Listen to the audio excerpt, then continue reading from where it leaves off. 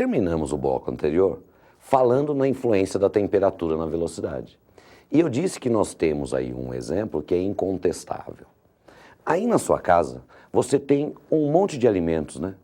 E em cada um desses alimentos você tem centenas e centenas de substâncias diferentes. E elas agora estão colidindo lá uma com as outras. Quer dizer, aí na sua casa estão acontecendo milhares e milhares de reações químicas. Só que independente do alimento, independente. Se você quer que ele dure um tempo maior, onde é que você guarda ele? Dentro da geladeira? Fala, por quê? Porque dentro da geladeira nós vamos ter uma temperatura mais baixa. E se eu diminuo a temperatura, nós diminuímos o estado de agitação das moléculas. E diminuindo o estado de agitação, eu vou ter menos colisões. Isso me garante que a velocidade daquelas reações que vão deixar esse produto impróprio para o consumo vão demorar mais para acontecer. E por isso duram aí um tempo maior. Quando a gente vê que vai ter uma doação de um órgão, e aí normalmente, né, a pessoa que é o receptor desse órgão está em condições aí muito precárias e não pode ser transportado. Quer dizer, o transportado é o órgão. Só que depois que esse órgão é retirado aí do nosso organismo, ele entra em processo de falência rapidamente.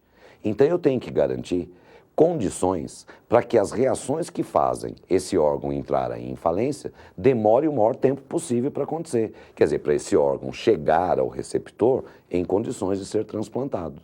Já viu uma reportagem dessa? Onde é que eles transportam esse órgão? Em nitrogênio líquido.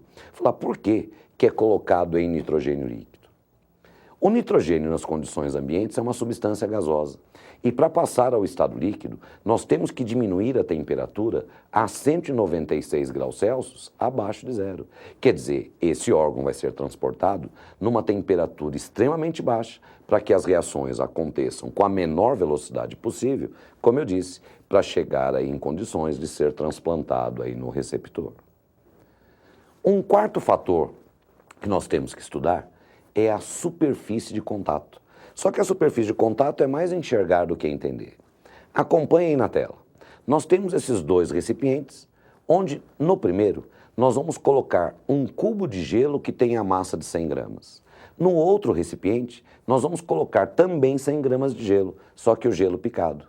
Qual dos dois derrete mais rápido? O gelo picado, né? Falar, por quê? Porque tem uma superfície de contato maior. Falar, mas o que vem a ser essa superfície de contato? Quando o gelo está num pedaço só, quem está derretendo inicialmente é o gelo que está na parte mais externa, né? Que está em contato aí com o meio. Aí ele troca calor com o meio e derrete. Só aí, aquele que estava atrás vai absorver calor do meio e vai derreter. E assim você vai tendo o derretimento dessa pedra inteira. Isso me garante que a quantidade de gelo que está no meio desse cubo só vai começar a derreter depois que derreteram todos os que estão mais externos que ele. Aumentar a superfície de contato é aumentar a quantidade de substância em contato com aquele processo. Então, se eu pegar esse cubo de gelo e quebrar, quanto maior for o número de pedaços que eu quebrar, eu estou aumentando a superfície de contato. Fala, por quê? Porque eu, dessa forma, eu estou pegando aquela quantidade de gelo que estava lá no meio desse cubo, que ia demorar para começar a derreter, e nós colocamos ele para derreter desde já. Uma outra maneira de a gente entender a superfície de contato. Acompanhe esse sólido que você tem aí na tela. As colisões, elas acontecem apenas nas partes periféricas. As partes internas não estão em contato com essa reação. Agora, se eu quebrar esse sólido em dois pedaços, acompanhe ele. Observe que as colisões nas partes periféricas, elas continuam acontecendo. Mas agora nós temos também essas colisões ocorrendo nessas partes mais internas. Quanto maior for o número de pedaços que eu quebrar, observe aí no esquema, olha, mais colisões vão acontecendo. E se eu estou aumentando o número de colisões, nós já sabemos. A consequência direta é uma velocidade maior para a reação. Quando se fala em superfície de contato, nós também temos aí uma série de exemplos. Você tem lá uma poça d'água, ela demora um certo tempo para secar. A evaporação, ela acontece só na superfície do líquido. Quer dizer, aquela quantidade de água que está no fundo não está evaporando ainda. Se você pegar um rodo e espalhar essa água, a poça seca muito mais rápido. Fala por quê? Porque ao espalhar água, eu estou pegando aquela quantidade de água que estava lá no fundo dessa poça, que ia demorar para começar a evaporar, e você faz ela evaporar desde já. Medicamentos efervescentes. Tem um monte aí no mercado. Só que alguns deles são comercializados em pó, outros são comercializados em comprimido. Quando eu pego essas duas apresentações e coloco em água, qual dos dois efervesce mais rapidamente? É o pó, né? Porque a superfície de contato é maior. Um outro exemplo que é incontestável. Você está chupando uma bala, ela demora um certo tempo para acabar. Agora, se você mastigar essa bala, ela não acaba quase que instantaneamente. E a hora que você está mastigando a bala, o que você está fazendo? Está aumentando a superfície de contato. Aliás, o que é melhor? É a digestão demorar para acontecer ou acontecer o mais rapidamente possível?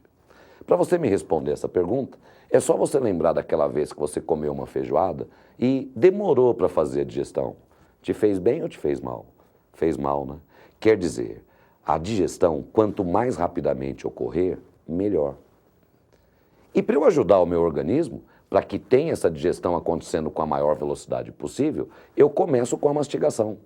Quanto melhor for minha mastigação, isso significa que mais triturado vai estar o alimento, quer dizer, vai estar com uma superfície de contato maior, garantindo que a velocidade das reações que promovem a digestão ocorram mais rapidamente, e aí com certeza vai fazer muito bem para a gente. Estudamos 4 fatores de alteração na velocidade, e em todos eles, aumentando a concentração dos reagentes, aumentando a pressão quando houver pelo menos um gás, aumentando a temperatura ou aumentando a superfície de contato, nós aumentamos o número de colisões e a consequência direta disso é uma velocidade maior para a reação. Nos exercícios dos vestibulares mais antigos, acabava aparecendo para a gente a cobrança de um único fator dentro daquele exercício. Nos exercícios mais modernos, acabam aparecendo mais de um fator. Então a gente tem que estar com todos os fatores na cabeça e, através da leitura do enunciado, a gente conseguir identificar qual ou quais desses fatores ele está explorando naquele exercício. Agora nós vamos ver 2 exemplos, quer dizer, 2 exercícios que refletem bem os exercícios aí mais comuns, mais frequentes aí nas provas, no que se diz respeito aos fatores de alteração na velocidade. Acompanhe a leitura desse primeiro aí na tela. Estudando a influência de certos fatores na rapidez da reação entre ácido clorídrico e carbonato de cálcio, foram realizados 4 experimentos cujos dados são apresentados na tabela que segue. Temos aí os 4 experimentos e ele diz para a gente, espera-se que a rapidez da reação seja maior nos experimentos. Na segunda coluna dessa tabela, ele está trazendo para a gente o estado de divisão do carbonato de cálcio. E aí ele coloca pó e pedaços. Qual dos fatores ele está querendo explorar aí? A superfície de contato. E aí nós sabemos que a maior superfície de contato, maior velocidade. Entre pó e pedaços, significa que eu tenho a maior superfície no pó. Então, dos 4 experimentos, a gente já elimina aí o experimento número 2. Na terceira coluna, ele traz a concentração do HCl, que ele diz para a gente no enunciado que é um dos reagentes. A maior concentração de reagentes, maior velocidade. E aí a gente observa, nessa terceira coluna, que a maior concentração é de 1 mol por litro. Então, do terceiro experimento, já fica fora, menor velocidade. E na última coluna aparece ela, a temperatura. Onde eu tenho a maior temperatura, a maior velocidade. Dos 4 experimentos, a maior temperatura fornecida, 60 graus Celsius. Então, a reação que ocorre mais rapidamente é aquela que tem a maior superfície de contato, maior concentração de reagentes e maior temperatura. E isso aparece para nós no experimento 4. E a de segunda maior velocidade é o que nós temos no experimento 1. Portanto, a alternativa correta desse exercício é a alternativa E. Para remover uma mancha de um prato de porcelana, fez o seguinte. Cobriu-se a mancha com meio copo de água fria e adicionaram-se algumas gotas de vinagre.